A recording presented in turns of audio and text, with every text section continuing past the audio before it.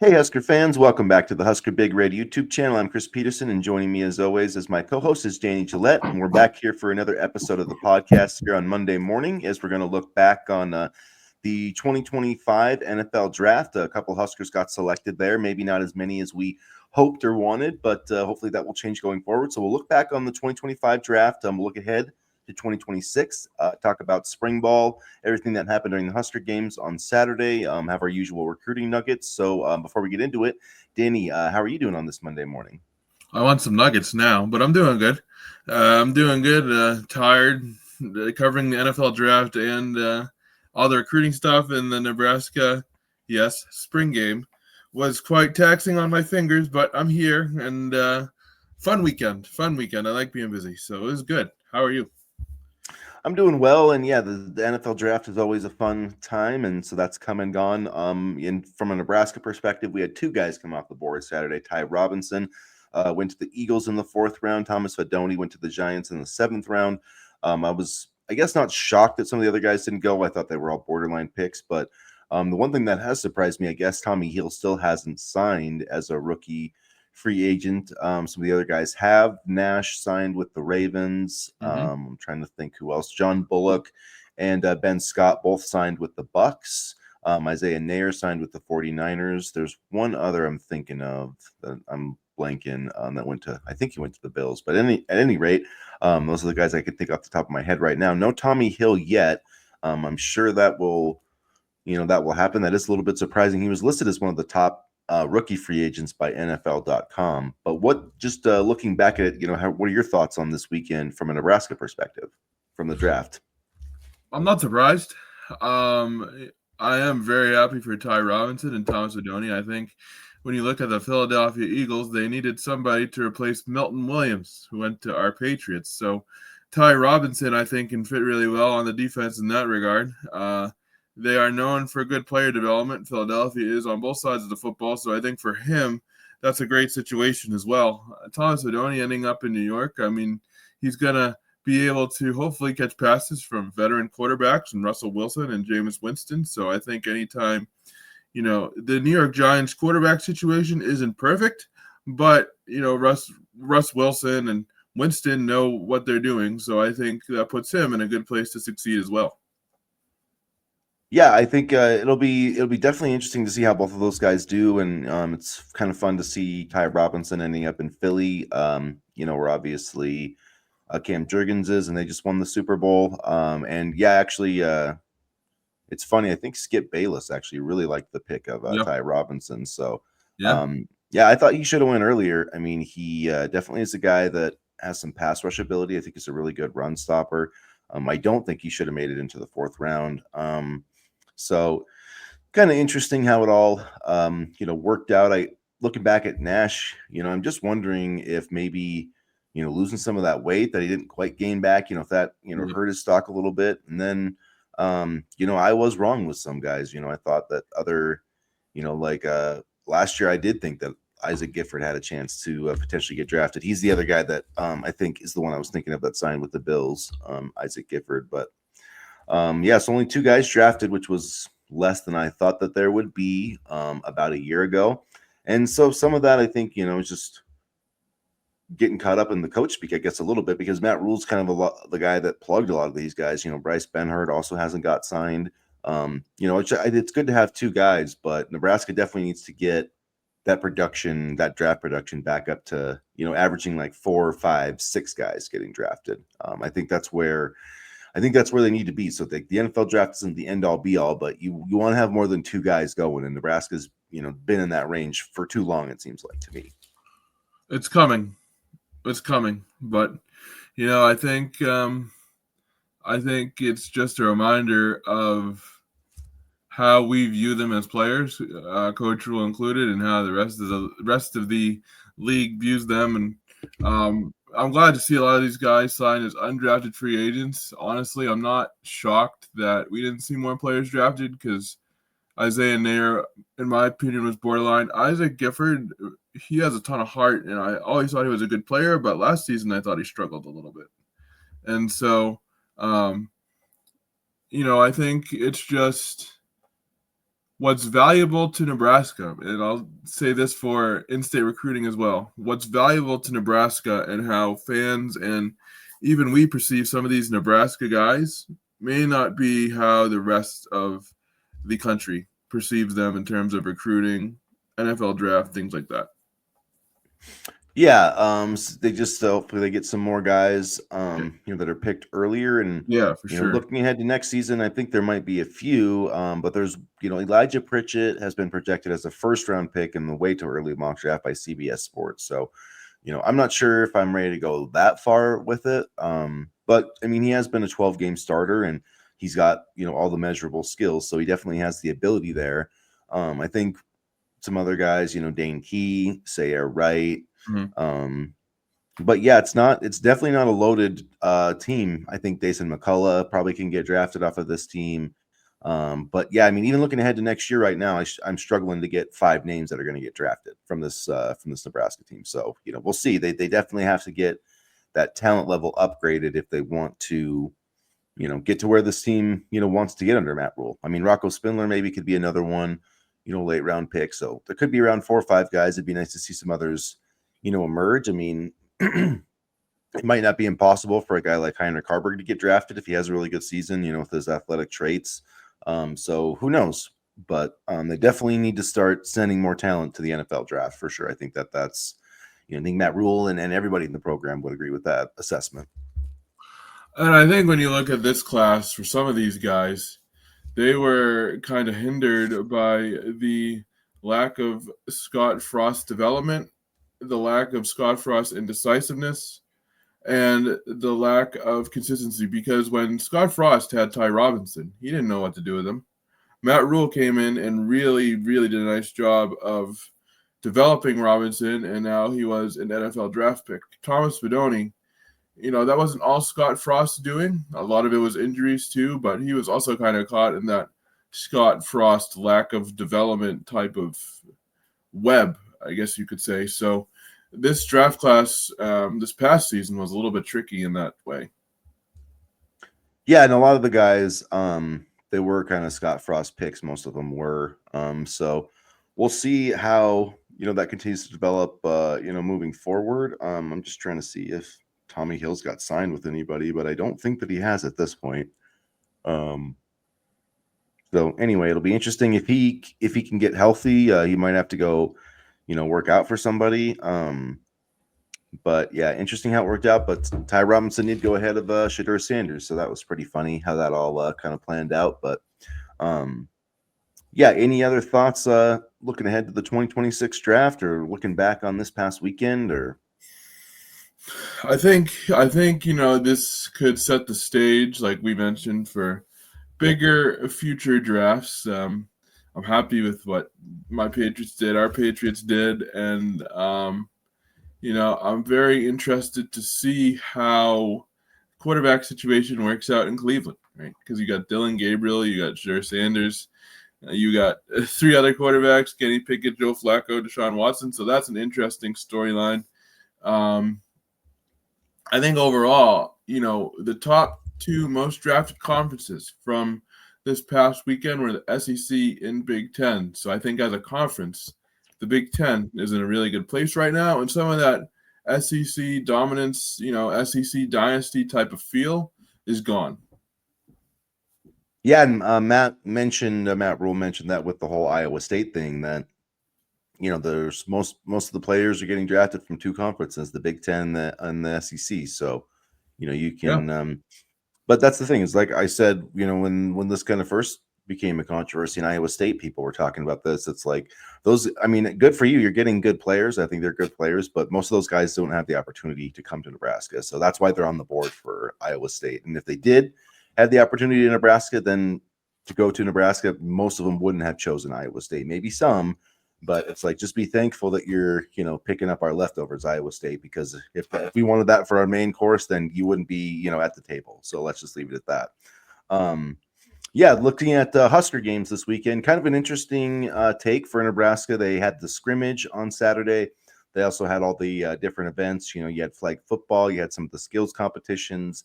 the rodeo, whatever that was. I didn't really pay attention to much of it. I mean, I saw Dylan had a nice throw on the skills competition. I guess it was fun for fans. I focused some on the football part of it. There wasn't, that much out there. But what were some of your thoughts on? I guess first from Husker games, and then we'll talk about the spring as a whole. Well, I saw an interception from Tanner Turch, which made me realize how good of an athlete he actually is. He was recruited as kind of like a wide receiver, but I feel like he can go to the defensive side of the football. He played on the defensive side of the football in high school. And, you talk about kind of these, underrated but talented recruits. Tanner Turch could be a player that could fall in that category. Yeah, and it was good to see some of the younger quarterbacks get time. Of course, the volleyball team dominated on Saturday night. They played 4 sets against Kansas and won all 4. So that was kind of fun. Andy Jackson had a really good night. Ryan Hansen, the freshman, did too. So it was good to see Danny Busman Kelly get a win against Kansas. Yeah, I mean the Husker games seems like that'll be kind of what happens again next year. I don't know. I'm not that big a fan of it. I wish they would just play a spring game and be done with it. But it is what it is. I don't think it's that big a deal. I don't care. Just play the season, make sure everybody's healthy. I don't care if they play Marco Polo, water polo, play at the polo grounds, play some football in the regular season. That's all I care about. I mean, we're invested in this because there's nothing else to talk about. I mean, the fans are going crazy because it's not football season yet, but just get me to the regular season, which is coming closer. We're almost in May now, so. Yeah. So, what are your takeaways from the actual spring? Now, the spring practices, have concluded. What are your thoughts about this team coming out of the spring?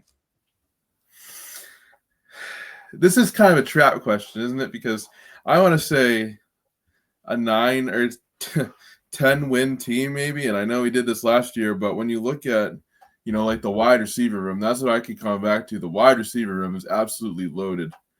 And when you look at the defensive side of the football and what they brought to the table in the secondary, I look at the secondary and I say, man, talk about, upgrades from last year. I mean, you look at the secondary, it's like a whole different unit. And so my takeaway from this is that this team has the potential to be really, really good.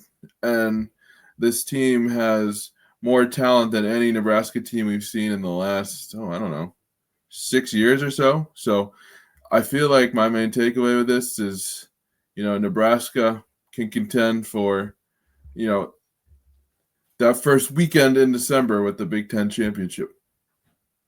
Yeah, I think it's fair to say this is the most talent Nebraska's had since Bo Pelini's been the head coach. Because there was a lot of dudes that played for this program when Bo Pelini was the head coach. Levante David, the guy that got drafted by the Cowboys, Randy Gregory. Yep. Yeah, I mean Amir Abdullah, Rex Burkhead, Taylor Martinez. I mean, you could go on the line, Prince Amukamura. I mean, Ndamukong Suh. You could go pretty far down the list with offensive line, defensive line, linebackers, secondary, even wide receivers. I mean, you had, guys like Kenny Bell and I'm trying to think of that kind of shifty slot receiver that they used. Jordan Westerkamp. Westerkamp. That's not the guy I was thinking of exactly, but yeah, I mean, he had a great career too. I mean, so there's a lot of guys like that that had good careers, and even if they didn't get drafted, they were first or second team All Big Ten, and so that's even beyond the draft picks. Like Nebraska has to start getting guys that are first team All Big Ten and second team All Big Ten, because they're just not getting. I mean, last year they didn't have very many. I think what was it? Ty Robinson got like honorable mention or something. Like there wasn't very many guys that got that recognition. So that it seems like kind of a silly thing, but that really does matter. And the teams that have multiple all conference guys are going to the best bowl games, and they're in the top 25. So that's what I would like to see. And I think that, Matt Rule said this is the team I've been waiting for, and I think they have the team to do it.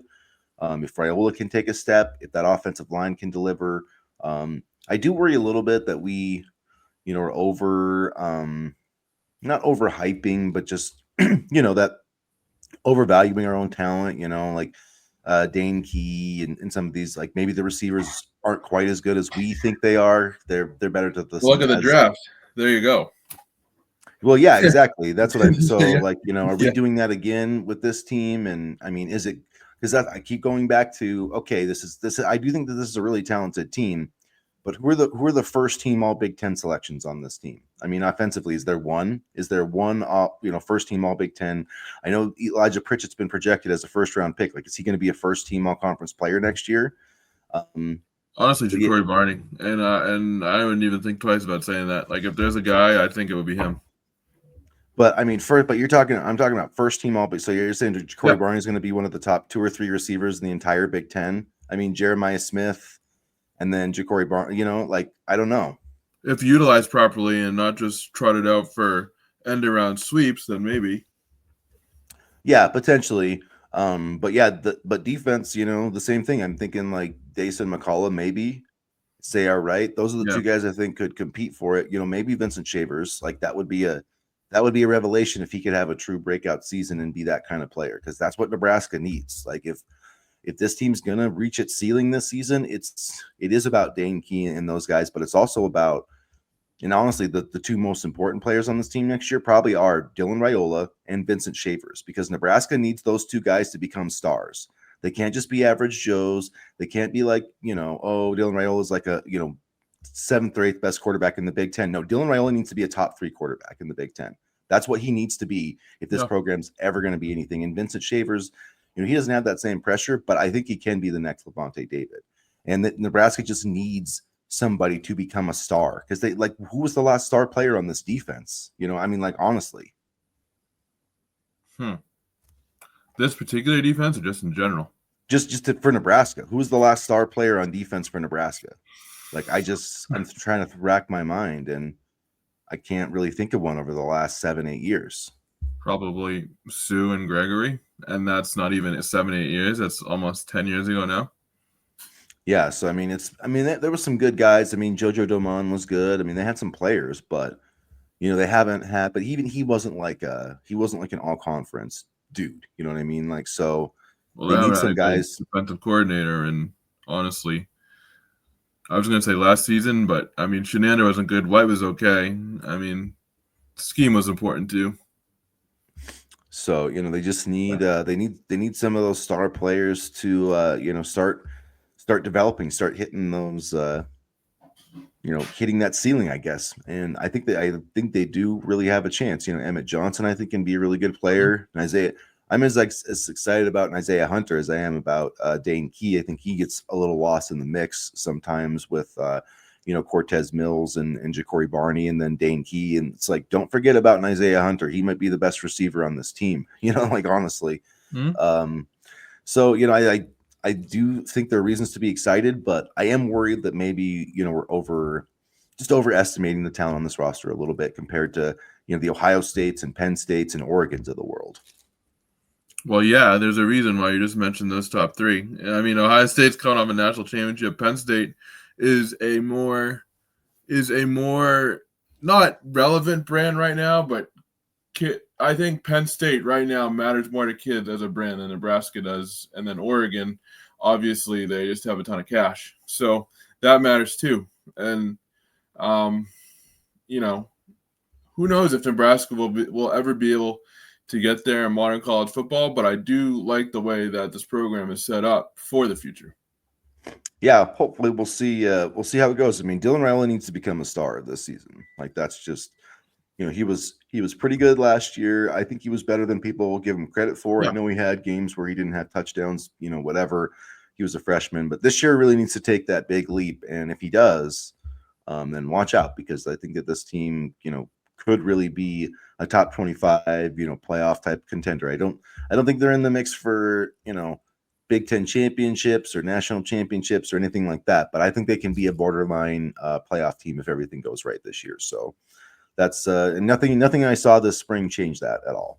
Yeah. No, I feel like we're in a very good spot this spring, and I'm just excited to see how things get going on the defensive side of football. John Butler, his first full season, I liked what I saw in the bowl game, especially given how little time he had to prep in comparison to like a to like a full off season of installing his system. So I'm interested to see how that all plays out and how he utilizes his defenders and how he brings, different pass rushers on certain downs and things like that. So I'm actually excited for what he brings.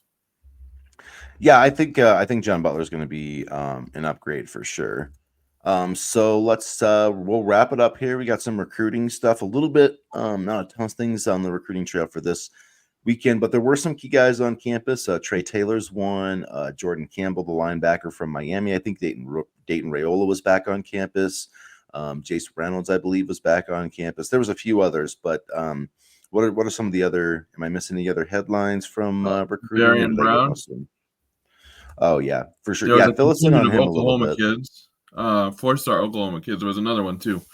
Um, but it, overall, a lot of talent this weekend. They were able to come out and see what the program is all about, and this is kind of just another sign that Nebraska is continuing to, hone in on a specific area and follow up with some key targets. I'll tell you what, I really like, and I've said this before, but I really like Jordan Campbell, and the fact that he keeps coming away impressed with Nebraska is a positive sign.